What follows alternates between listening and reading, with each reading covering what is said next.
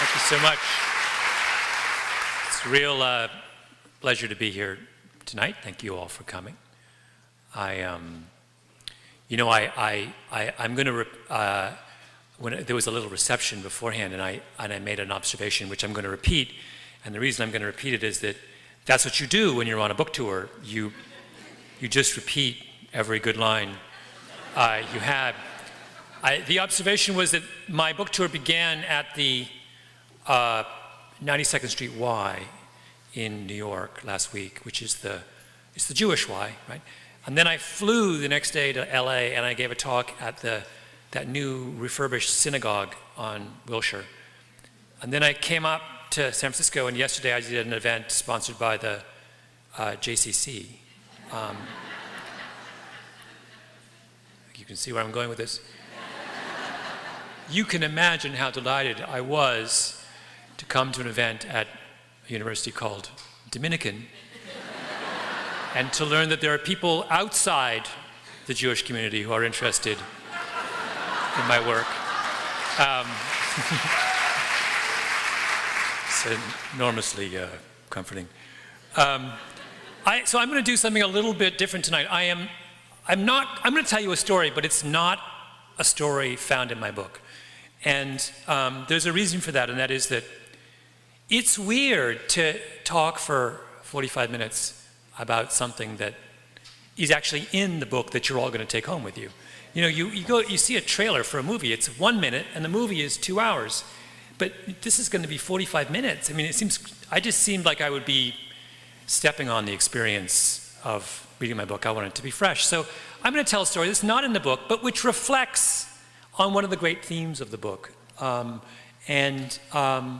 Had the book been longer, I might well have told this story. The theme that I'm interested in is, like I said, it's a big theme of the book, is this question of why is it that underdogs fight? What is it that, history is replete with examples of people who are marginalized and excluded, who nonetheless fight bravely and to the finish against people much more powerful than them. And we're always left with the question of what motivated those people? What led them to keep fighting long after the odds seemed overwhelmingly stacked against them? And the story I want to tell, I think, sheds some light upon that. It's a story about a woman named Alva Smith, who's one of the great unsung heroes of the 20th century, and she ends up playing an enormously important role in the suffragette movement in the early part of the 20th century. And one of the many reasons she's interesting is that there is, on paper at least, absolutely nothing in the story of Alva Smith that would explain why she fought the way she did so long and so hard for the cause of women's rights. And you can only figure out her motivation by looking a little deeper into her story.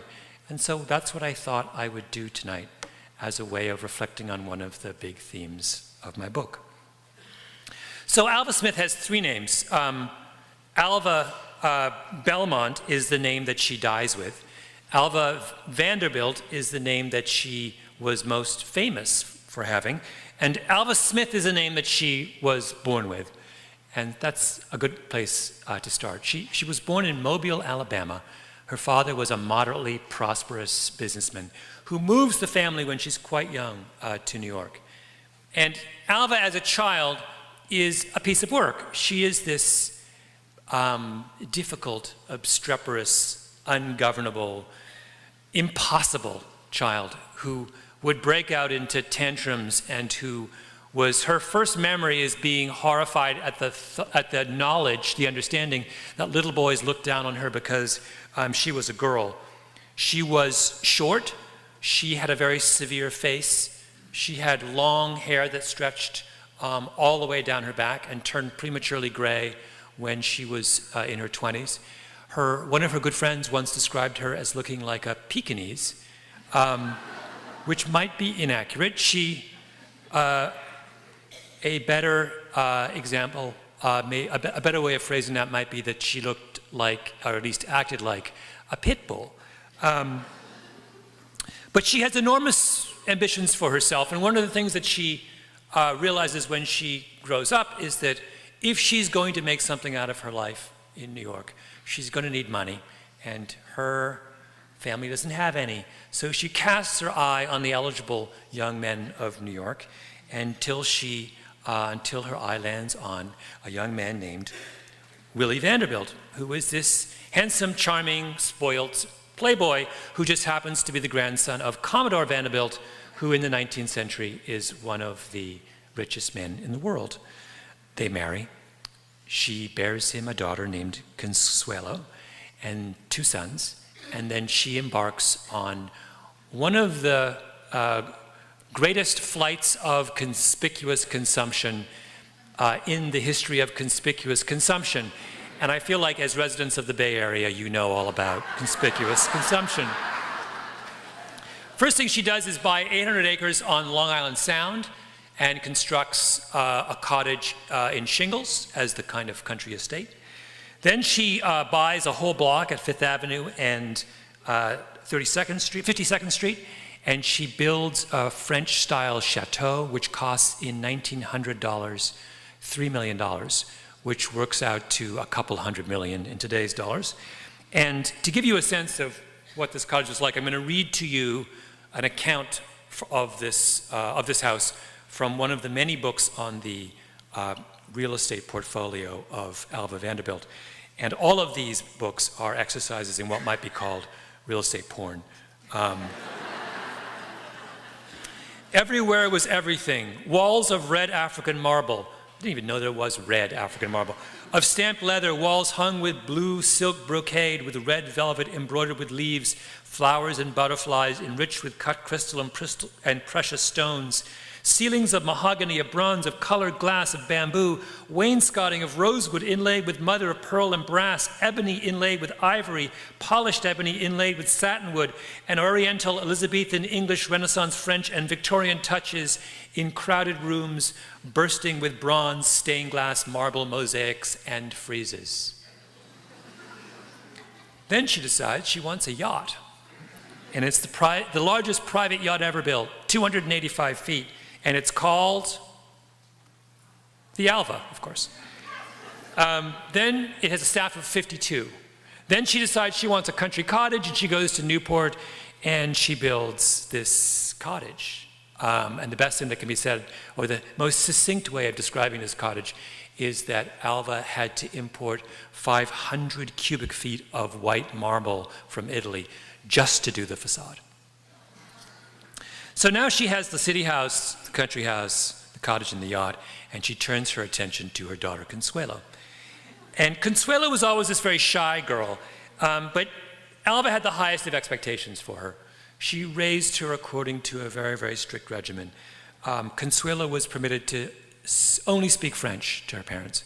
Every Friday she had to recite a long poem in German. She had to wear a corset with one of those steel rods in the back to preserve her posture. If she did the slightest thing wrong in public, she would be mercilessly corrected by her mother. And as Consuelo enters adolescence, Alva gets it into her head that what she really wants to do is to marry her daughter off into English royalty. Now, this is something that was quite common at the time. There was a whole practice in the late 19th century of the daughters of very, very wealthy American millionaires to be married off to the penurious heirs of the English aristocracy. There was actually a term for it. It was called cash for class. And in typical fashion, Alva sets her sights on the absolute greatest catch of them all, who is a young man, a 23-year-old man named Charles Richard John Spencer Churchill. He is otherwise known as Sonny. He is the 9th Duke of Marlborough. He is the first cousin of Winston Churchill. He is the lineal ancestor of Lady Diana, and he is heir to one of the largest houses in the world, Blenheim Palace, which takes up 7 acres and makes Alva's house on 57th and 5th look like a ranch-style bungalow. And Blenheim Palace is falling apart, and Sonny does not have the money to fix it. And the minute Alva realizes that, she realizes that he's a perfect match for her daughter. Now, there are 2 problems with this idea. The first is that Sonny is not Sonny. He's the most miserable of men. And to give you some sense of how miserable he is, his second wife, Emily Deacon, would sleep with a pistol by her bed in case he should come to her in the middle of the night. The second problem is that Consuelo is in love with someone else, a young man named Wintry Rutherford. And Wintry was an Adonis. He was an athlete, he was a dancer, he was devilishly handsome. He came from one of the most accomplished families in all of New York. And he begins to woo Consuelo. And on her 18th birthday, he sends her a rose, a single red rose with no card, but she knows who it's from. And then not long thereafter, she goes on a bicycle ride with Wintry and her mother chaperoning. And at one point, just before a curve in the road, Wintry and Consuelo speed up, and as they go around the corner out of sight of Alva, Wintry hastily proposes to Consuelo. And Alva is trying to keep up with pumping as fast as her little legs can carry her. And the minute Alva looks at the look on her daughter's face, she understands what's just happened. And she, the next day, whisks Consuelo off to Paris. And Wintry writes letter after letter to his loved one, and each one of those letters is intercepted by Alva and confiscated. And then Wintry comes to Paris to try and meet up with Consuelo, and Alva won't let him in the house. And then Alva takes Consuelo, and they go to the cottage in Newport, and Wintry comes back to try and meet up with Consuelo, and Alva forbids her daughter from leaving the house. She locks her daughter up like Rapunzel.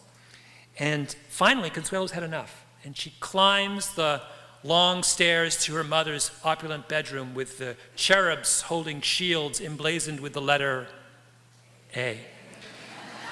And she confronts her mother and says, "I'm engaged to marry Wintry. You can't stop me from marrying the man I love." And Alva rises up in all of her Pekingese glory and says, "You are going to be a duchess," right? And Consuelo looks back at her mother defiantly, and Alva flies into a rage because no one defies Alva Vanderbilt. And she denounces Wintry using every invective under the sun. And Consuelo realizes that it's hopeless. You can't fight Alva Vanderbilt. It's impossible. And she gives up. And on November 6, 1895, New York witnesses one of the grandest weddings ever seen before or since in St. Thomas's Cathedral on Fifth Avenue. The daughter of one of the wealthiest men in the world is married off to one of the princes of English royalty. And Alva hires 80 decorators to fill the church with wild flowers and white roses. And she puts on this satin dress lined with a border of Russian sable. And she marches down the aisle with her two young sons escorting her. And she stands at the front and waits for her daughter, and waits first 5 minutes, then 10 minutes, and outside it's this massive spectacle, and every reporter in the country is straining at the barricades, and there is Alva standing there.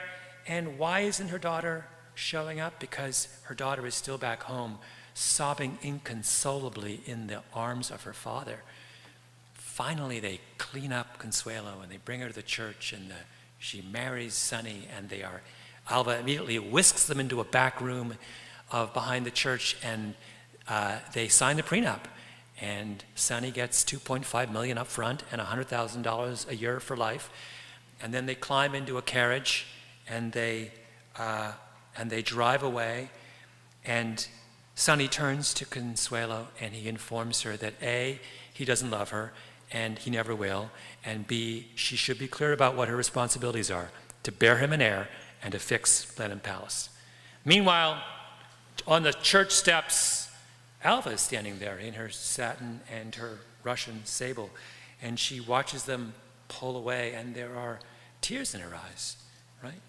She's this girl from Mobile, Alabama, and now she is the mother of a duchess. This is Alva's moment of greatest triumph, or so it seems, because things quickly get more complicated. Now, you can see, I think, why I referred to Alva as a very unlikely radical. Exceedingly rich people are not often agents of great social change, particularly exceedingly rich people whose principal indulgence is building enormous, grotesque houses and marrying off their daughters into English royalty. So how do we account for the fact that Alva ended up taking this peculiar turn? Well, I think in order to answer that question, it's worth taking a little detour to ponder the broader question of what does motivate people to defy authority? Now, that's obviously an enormous issue, but there are a couple of theories about this. The principal theory, the one that most people would accept as being the most important, is the idea that obedience to authority is created through the use of deterrence. That deterrence is about costs and benefits. That if you want people to obey the law, you have to make sure that the costs of breaking the law are greater than the benefits of breaking the law. If people commit crimes, it means that the penalties aren't serious enough, right? And this sounds like perfect common sense. In fact, we can all point to examples of this. The one that criminologists love to talk about is the famous police strike of Montreal in 1970. The police went on strike in Montreal for 19 hours in the summer of 1970, and the city of Montreal descended into chaos. There were gun battles in the streets. There were so many banks robbed that day that the banks all shut down. It was utter pandemonium. This is Canada that we're talking about, right? If you lower the cost of committing a crime to zero, people are going to commit crimes. Right? The problem with this idea, though, is that there are all kinds of cases where that theory doesn't seem to work. So take the example of paying your taxes. One of the most common activities that everyone in the modern world is engaged in. It turns out there's a huge difference in the level of tax compliance, tax honesty, among different countries, right? There are countries like Greece and Italy where basically only a small fraction of people are honest when it comes to tax day. And there are countries like the United States where people are exceedingly honest. The difference between the US and Greece and Italy is enormous. Right? The size of their underground economy in Greece is something like 3 times on a per capita basis the size of the underground economy in the United States. You know, on April 15th, for one reason or another, we are incredibly honest in this country.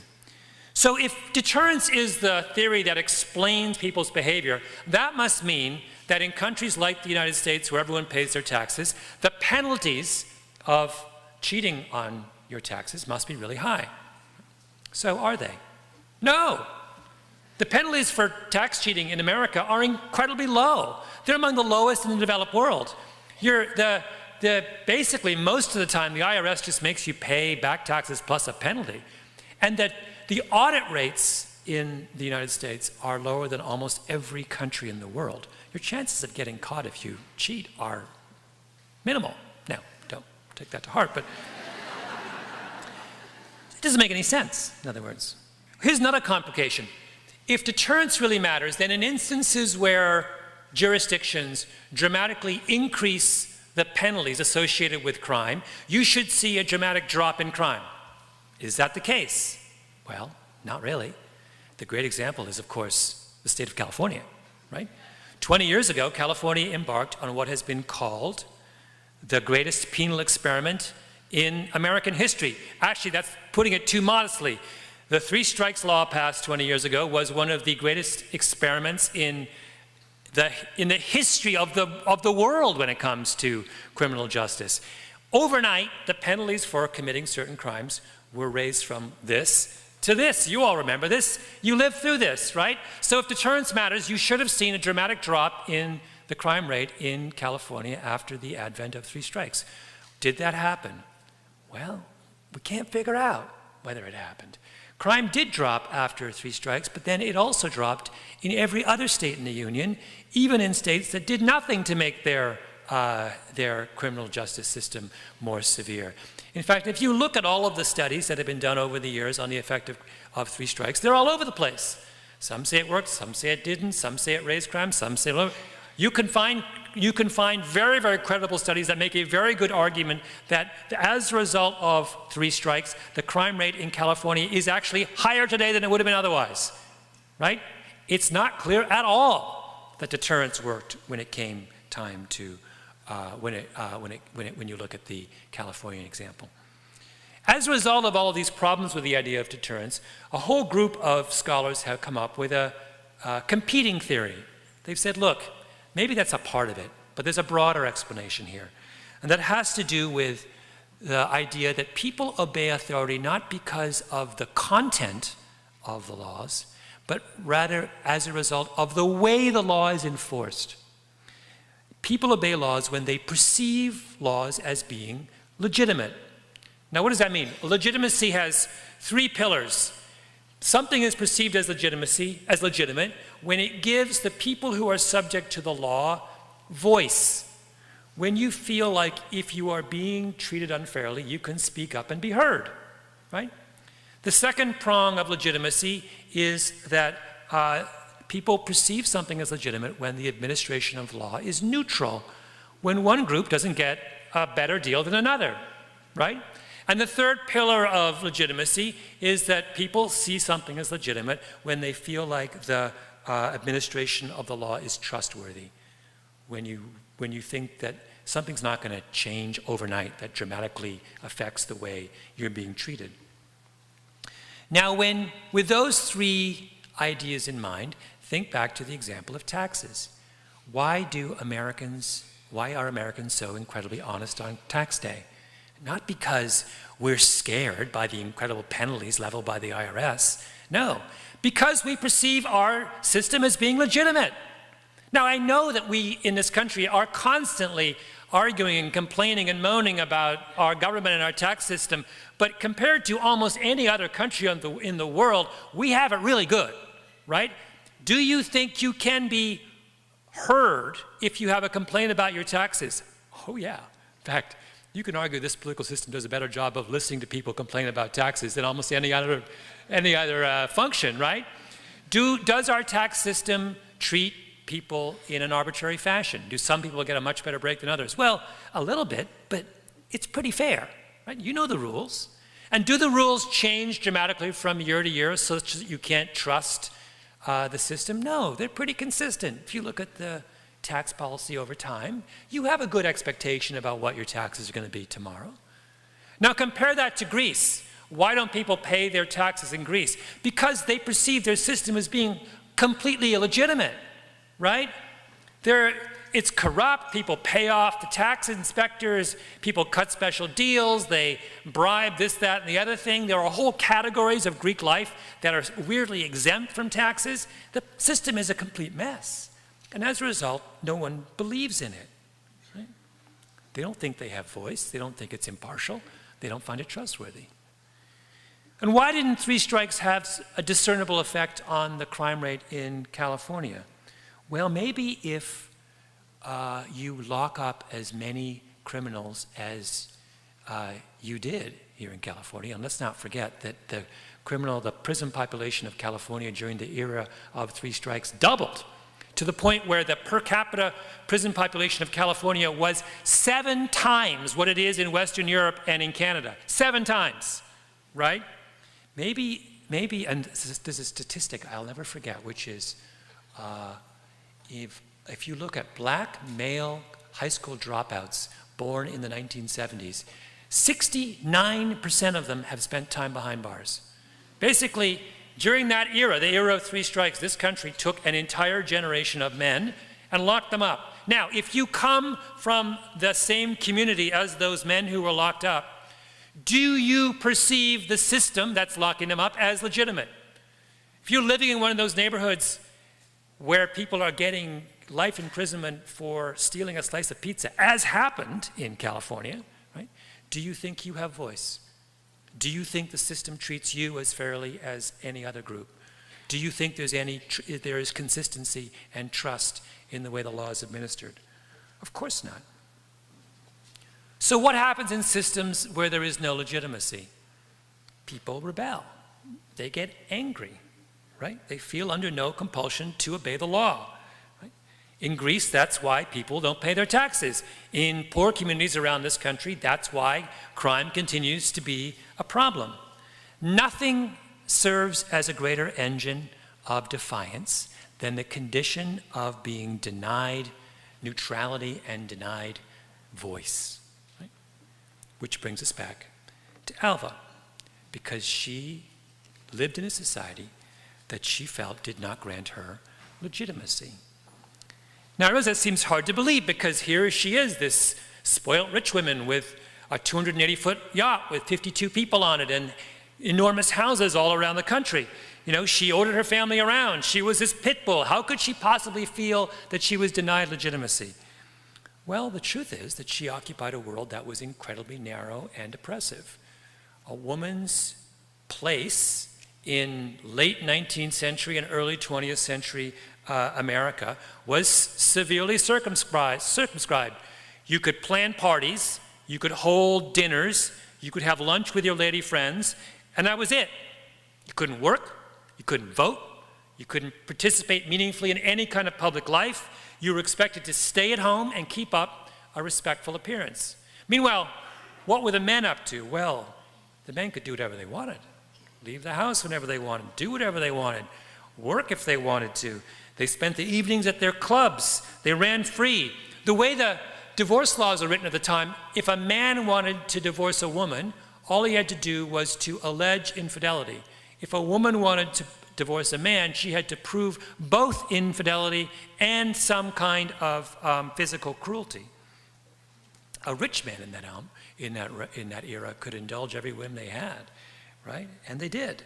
The rich men in the world of the Vanderbilts went off on their yachts, and they would bring along scores of call girls, and they would have wild parties, and they would have mistresses stashed in apartments around the city. You know, Willie Vanderbilt, Alva's husband, was no exception. He was this complete playboy. He didn't work.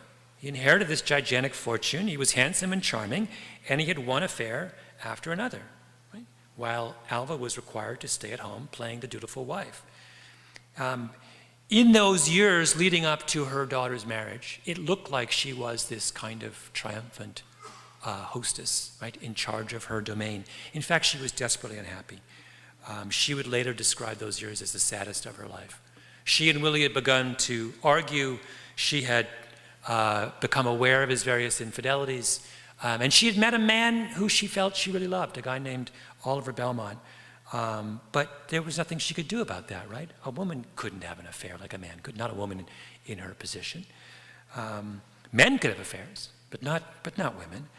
And so her only choice is to stick it out in this marriage. And so she turns to her husband and she says, let's try and save our marriage. And so the family takes a trip to Paris, but it's a disaster. Over the course of the time in Paris, she discovers that her husband is not just having an affair with her best friend whose name is Consuelo, the woman who she named her daughter after, but also simultaneously with a French prostitute. And she's had enough. She orders him out of the house and she demands a divorce. And everyone in her world tells her, you can't do that. No one divorces in our circle. The lawyer she engages to handle the divorce petition says, I won't do it, urges her not to do it. Right? The tabloids, as you can imagine, go crazy. One of the richest men in America, richest women in America has thrown her husband out of the house and wants a divorce. She goes to Trinity Church in Newport, a church she's gone to her entire adult life. And all of her people she thought were her friends turn their backs on her. Right? They completely ostracize her. They won't even acknowledge her anymore. But she feels she has no choice. Right? The situation is impossible. And later in her, she writes her memoirs, and she has this incredibly poignant passage about what she was feeling at the time and about the plight of women in that era. She says, it was considered religious, dignified, and correct for the wife to withdraw into the shadows while her husband paid the family respects to the sunshine.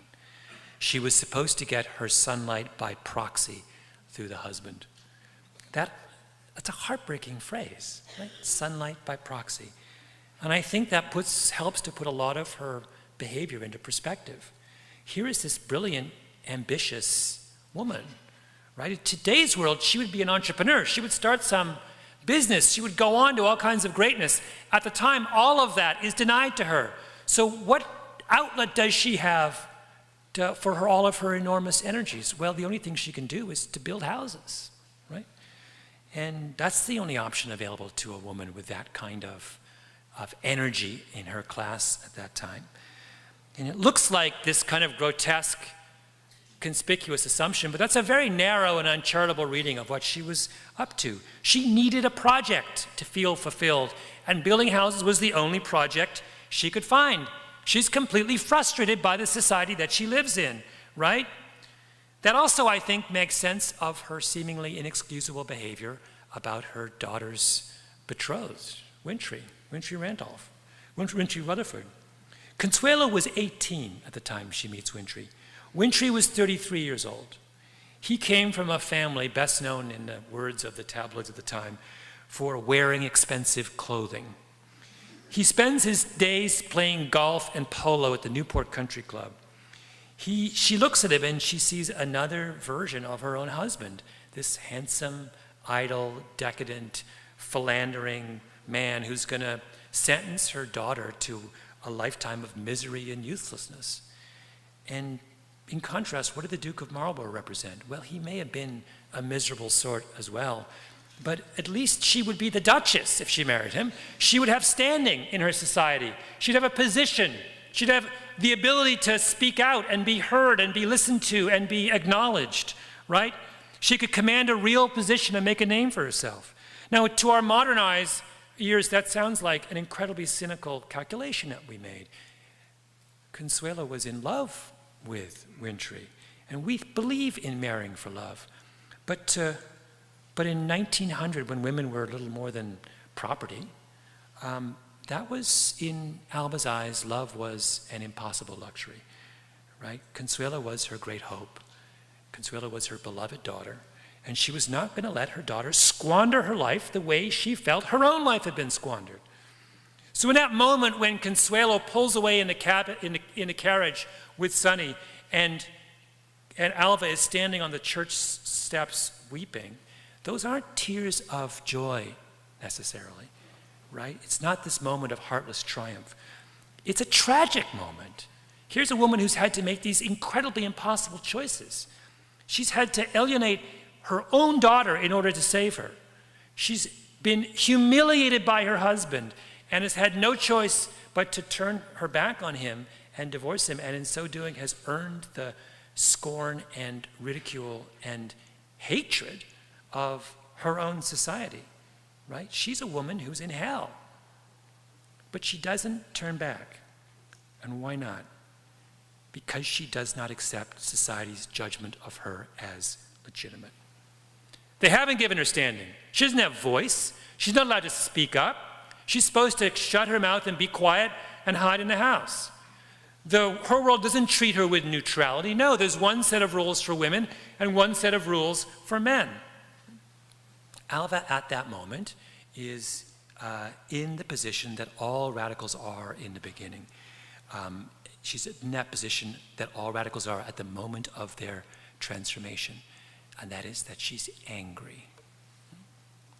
Now, one of the questions that I deal with in my book and spend a lot of time trying to figure out is why is it so hard for people in positions of power to appreciate the significance of this kind of anger? Right? I have a chapter in the book about Northern Ireland, and I spent a lot of time in Belfast 2 summers ago. And I remember going to a conference which was was in memory of a shooting that had taken place in a part of Belfast called Ballymurphy. Some British soldiers had shot a number of civilians, and it was the 30th anniversary of the shooting. And I sat in the back of a room like this, with as many people in it as are in this room right now. And the thing that blew me away was how raw the emotion was in the room, even 30 years after the shooting. People in England had forgotten about it. They'd moved on. They never gave it a second thought. It was an unfortunate moment in an unfortunate war that, to their minds, had been consigned to the history books. It had not been consigned to the history books in Belfast, in the neighborhood of Ballymurphy. I think about the same thing when I look at all of the military adventures this country has entered into over the last 10 years, right? Iran, Afghanistan, Pakistan.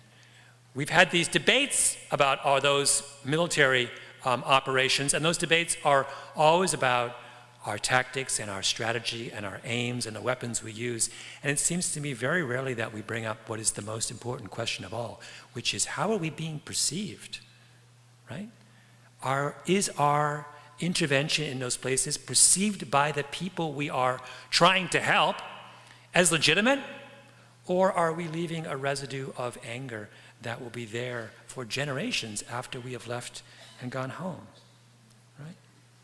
It strikes me that we need to learn to rethink the way we use our power and to appreciate just how important and how significant and how ominous this kind of anger can be. So back to Alva. Here we have this profoundly rich and very angry woman. She's been denied legitimacy by the society of which she's a part, and she's a ticking time bomb, right? And one of the greatest, in the greatest of ironies, the charge that sets her off turns out to be her own daughter. In the years of her marriage to Sonny, Consuelo is transformed. She bears him 2 sons. She would always refer to them as an heir and a spare. And she stays with him for 10 years, and then she leaves him. And she conducts herself with such dignity, and everyone in London society is aware of what a complete jerk Sonny is, that no one holds it against her. They all rally around her. And she becomes this extremely important figure in the philanthropic world in the England of that time. She develops this powerful social conscience, and she is this tall, beautiful, incredibly charismatic person who begins to speak out on all manner of social injustice. And in 1908, she comes back to New York triumphantly, and she gives a famous speech at the Waldorf Astoria. And she stands up in front of all of the assembled society women of New York, and she talks to them about her experience in England. And what she has discovered in her time in England is that in England, a woman actually does have a real chance to speak out. England does recognize that women have a role to play in public affairs. And in her speech, she basically chides the women of New York for not agitating for the same rights and responsibilities. She basically tells them that they're sheep, right? They are slaves to their men, and it's time for them to stand up and to be counted. And as she says this, Alva, her mother, is sitting in the audience, and you can only imagine how she feels. She sent her daughter away a decade before in tears, right? Because she thought that only by leaving America could she save Consuelo. And now Consuelo is back, and what has she found out? That her daughter has been saved, right? And Consuelo and Alva have a talk afterwards, and Consuelo turns to her mother and says, you know, in spite of all that happened, I am glad I married an Englishman. And it's as if Alva has been offered absolution. A weight has been lifted off her shoulders. The burden of guilt has been removed. And not long after that, she goes to hear a speech, and the lecture is on the suffragette movement. And at that time, of course, women in most of the American states and in most of the countries throughout the world couldn't vote or had very, very limited voting rights. And Alva is transfixed by this cause, because she realizes that this is the route to legitimacy. That only when women can stand up and can vote and to have their preferences listened to, will they ever have a chance to stand as equals alongside men. And she looks at the campaign for women's rights at that time, and she realizes that it's in trouble. It lacks resources, it lacks visibility, it lacks energy, it lacks any kind of strategic vision. And these are all things that she can supply in droves, right?